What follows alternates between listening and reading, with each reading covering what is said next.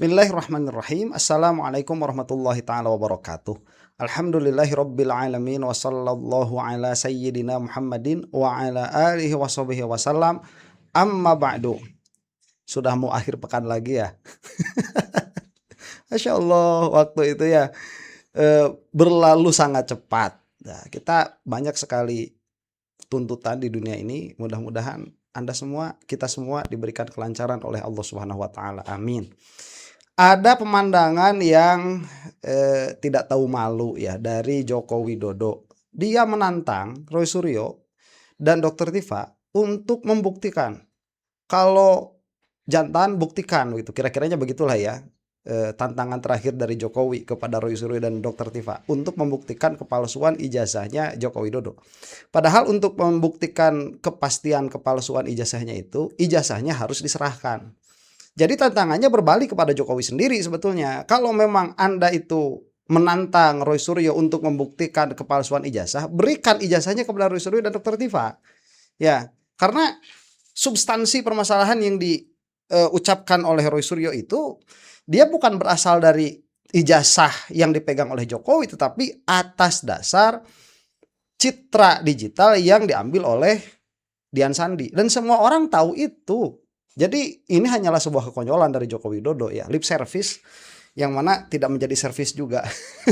Baik, dalam hal ini yang menjadi juru bicaranya sekarang Le Cumanan sedang kejar setoran nih supaya direken sama Joko Widodo ya mengenai permasalahan ijazah tentunya. Kita saksikanlah ya, ini judulnya Jokowi tantang Roy Tifa sidang pokok perkara tuh. Ya tantang-tantangan gimana sih? Iya, jadi yang ditantang itu apa? Jokowi ini dari dulu suka mengatakan ikuti proses persidangan. Sekarang itu sedang proses persidangan, ikuti, ya jangan tuntang-tantang. Jadi kita saksikanlah. Mari kita simak. Selamat sore, terima kasih Mas Irsal. Baik, saya langsung ke Mas Roy, terima tantangan dari Jokowi untuk langsung ke pokok perkaranya saja tanpa mengulur waktu. Bentar, itu mah narasinya Udin ya. Langsung saja ke pokok perkara. Aduh, orang nggak ngerti permasalahan ini. Termul.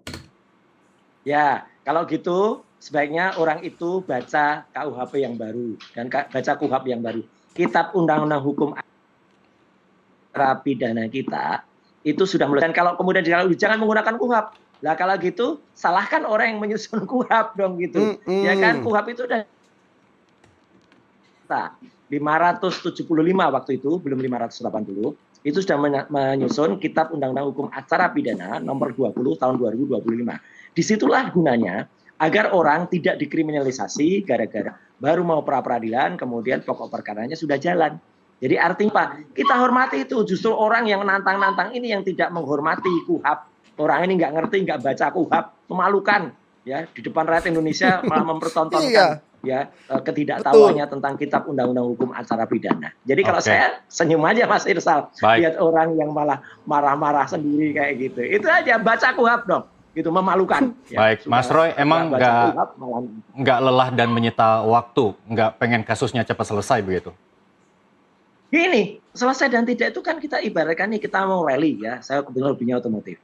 Mau rally kemudian kita langsung aja kita gas mobil kita masuk ke jalan. Nah kita kan lebih baik kita periksa dulu di kendaraan kita. Olinya sudah benar nggak, bannya sudah benar nggak, spuring sudah benar nggak, balancing sudah benar nggak. Kalau semua itu sudah diperiksa tes, itu kalau orang biasa rally itu tahu ada tes namanya scrut, ya di scruting dulu ya. Itu akan diperiksa dengan diperiksa kita pasti lolos, kita pasti. Nah ini ada orang tiba-tiba dicegurkan dengan pasal 32-25. Padahal 712 barang bukti yang kemarin sudah kita cek, ya sedikit sekali di bawah 10% yang hubungannya dengan pasal 32 dan 30 Undang-Undang ITE. Ini kan ngawur ngocol gitu. Jadi malu coba. Jadi kita perhatikan dulu.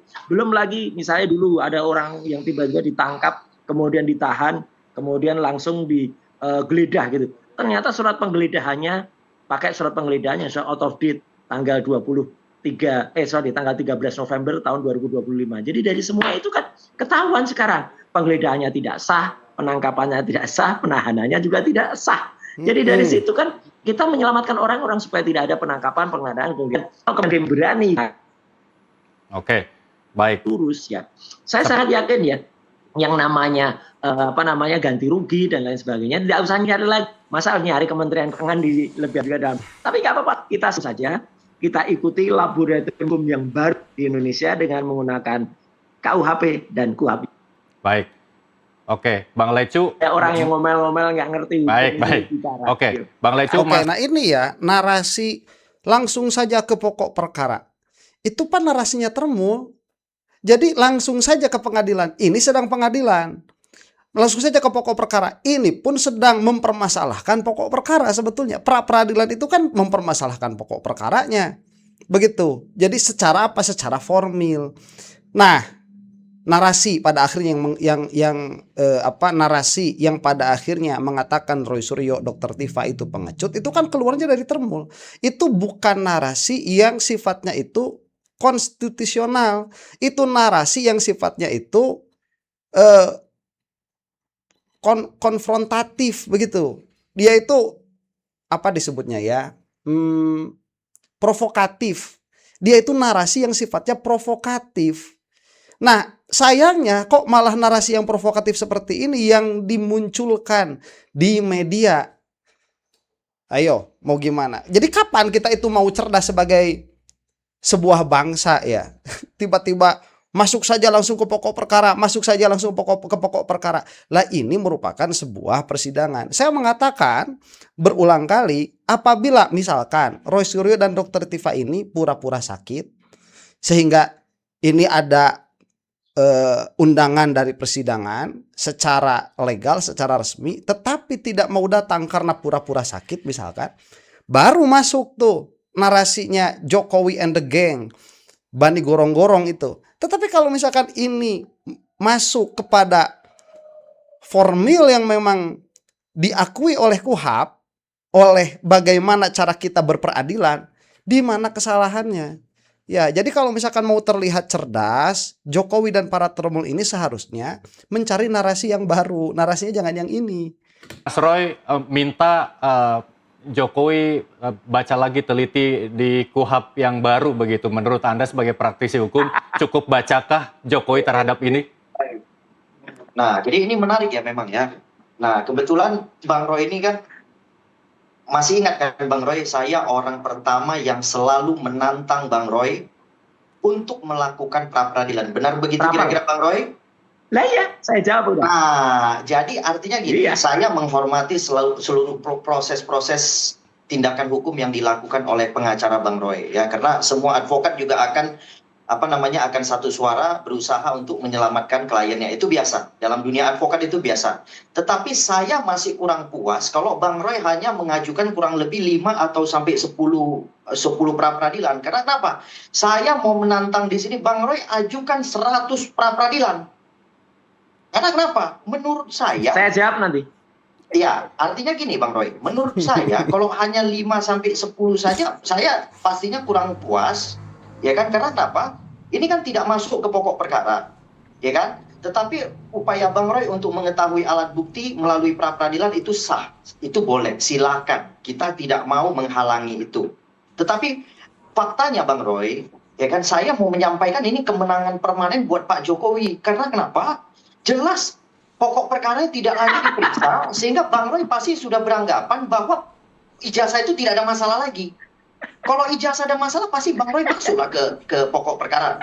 Begitu kan Bang Roy? Nah, jadi saya mau menyampaikan ini adalah kemenangan yang permanen, yang sudah menjadi kemenangan mutlak bagi Pak Jokowi dan seluruh bangsa Indonesia. Baik, Mas Roy, ini bukan soal hukum formil. Begitu Bang Roy, banyak masalah itu. Ini bukan. Bentar Lecu ya, tiba-tiba mengatakan ini kemenangan permanen untuk Jokowi. Ini permasalahan fitnah dan pencemaran nama baik. Kalau Jokowi mau mendapatkan kemenangan permanen dalam permasalahan ijazahnya, masuk ke Andri itu ya, berikan ijazah itu untuk diperiksa secara independen dan memberikan kepastian hukum tetap dari tata usaha negara. Itu baru kemenangan permanen. Itu pun di hadapan hukum, bukan di hadapan masyarakat.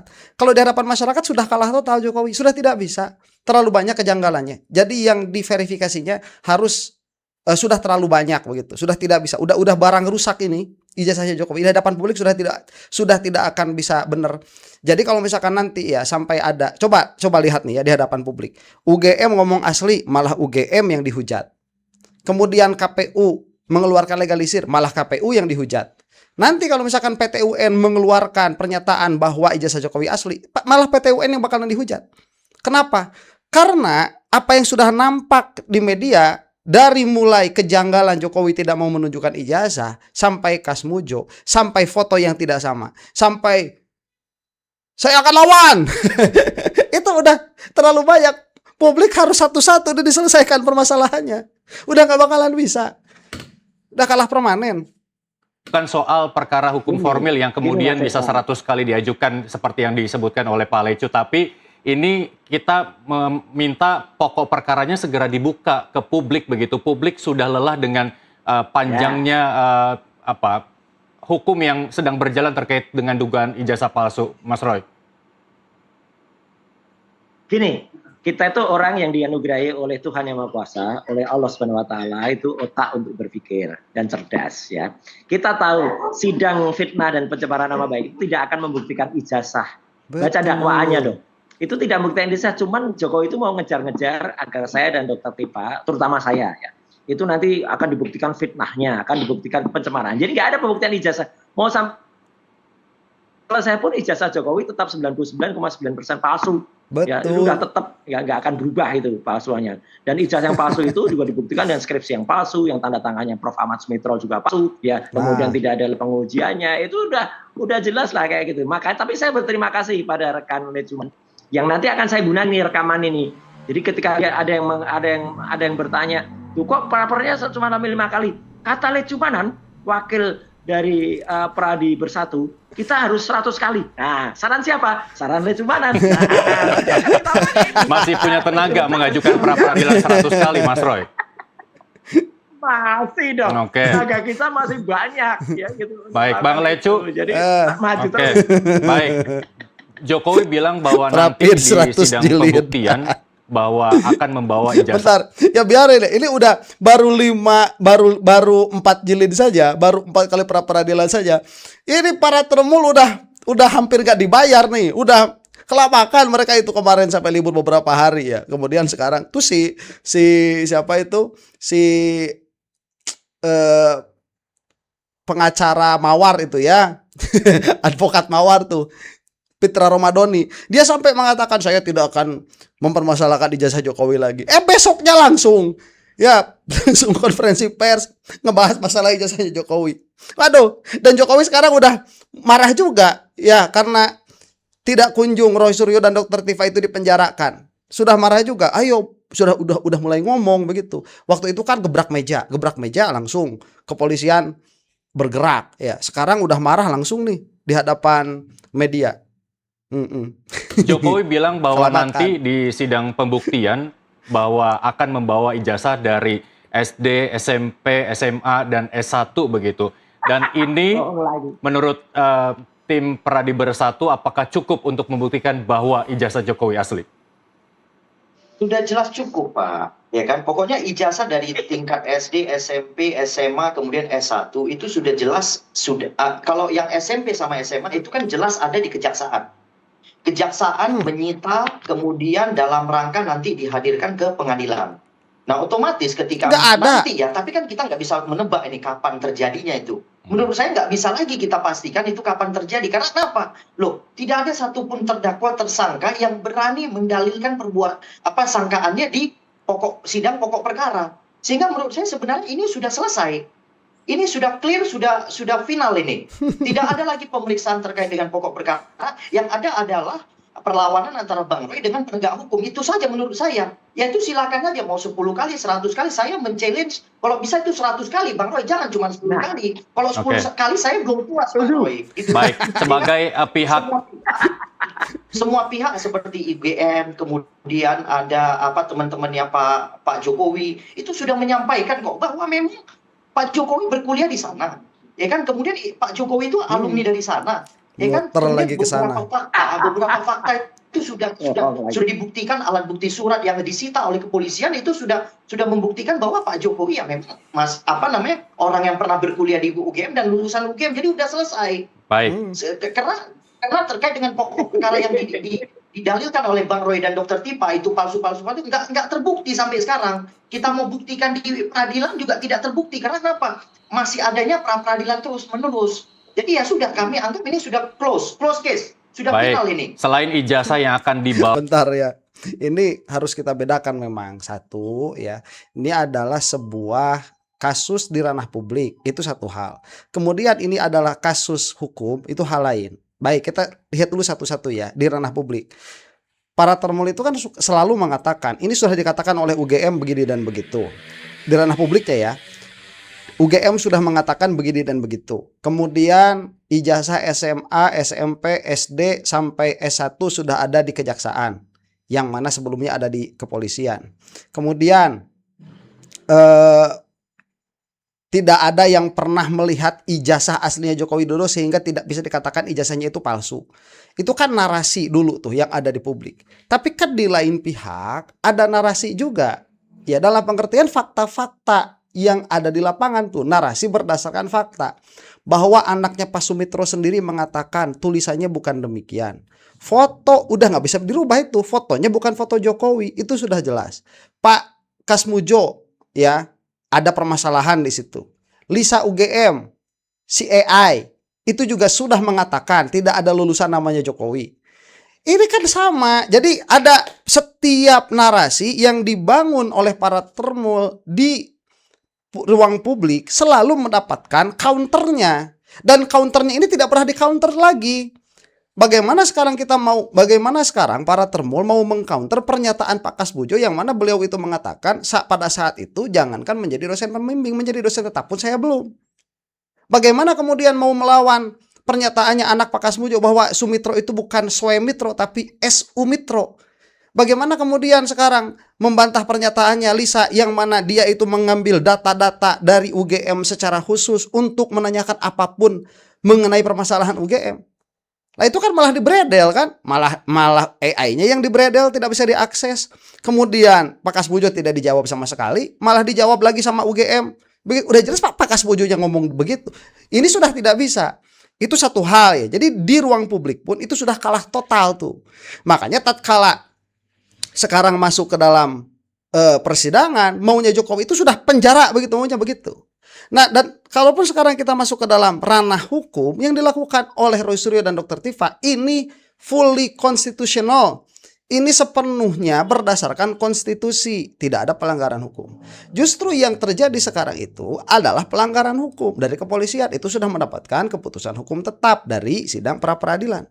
Dan apabila kita melihat tahapan-tahapan yang terjadi di dalam permasalahan hukum ini, kita juga melihat banyak permasalahan yang dilakukan oleh kubunya Joko Widodo. Di antaranya tidak adanya kesetaraan akses terhadap perkara-perkara yang katanya dijadikan alat bukti. Jangankan kesetaraan akses di dalam alat buktinya, di dalam daftar alat buktinya pun tidak. Bagaimana sedari awal itu ditutupi terus-menerus, tidak ada gelar barang bukti, tidak ada, itu tidak pernah dilakukan oleh kepolisian.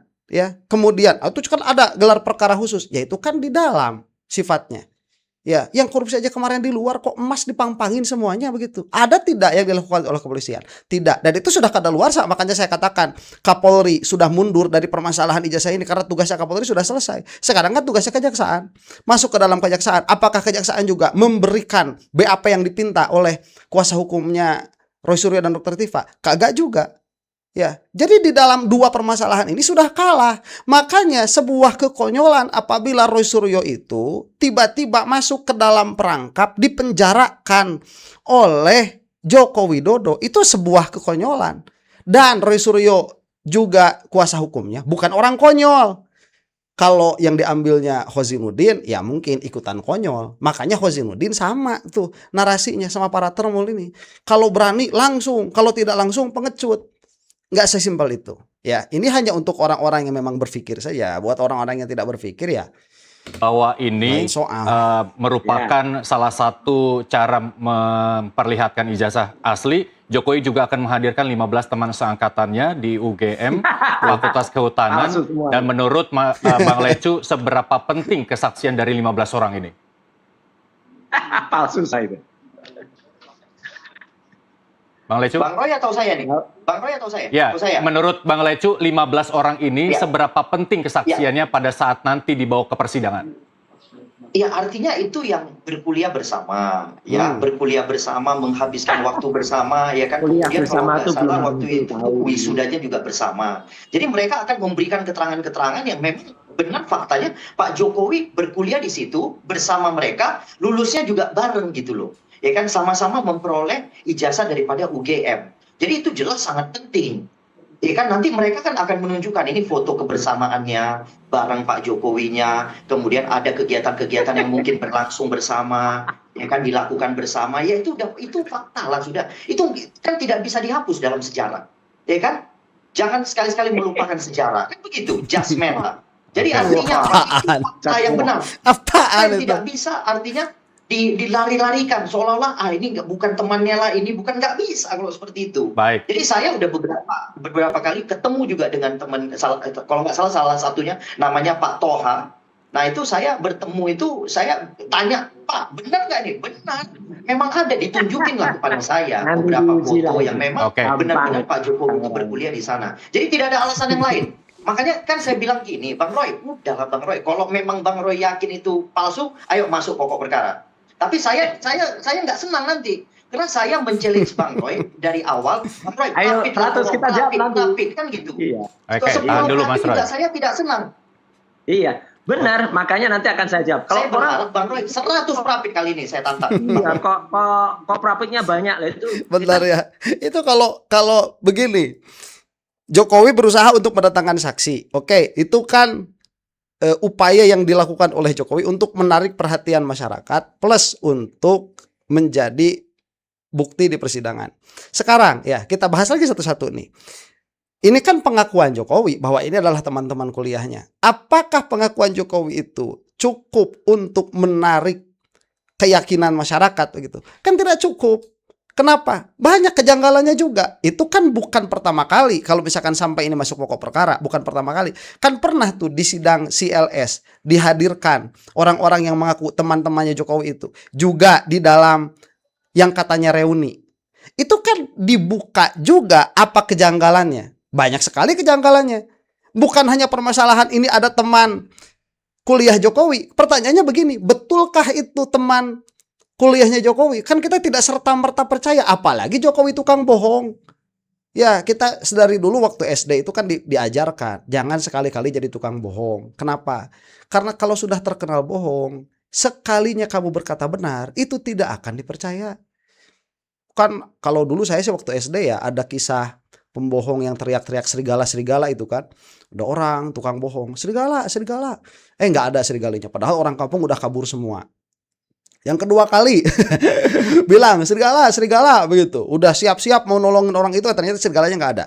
Yang ketiga kalinya teriak-teriak serigala, serigala, udah nggak ada yang percaya. Akhirnya dia dimakan serigala sendiri. Ya, ini kalau di dalam ranah publik itu sudah tidak bisa. Bukan tanpa alasan. Ya, Jokowi itu termasuk presiden yang sudah tidak punya harga diri.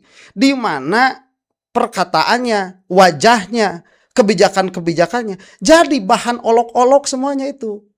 Dan sekarang kalau kita misalkan melihat di media sosial seolah-olah Jokowi itu masih memiliki pelindung begitu ya, masih memiliki simpatisan, itu hanya para termul saja, itu lagi orangnya itu doang.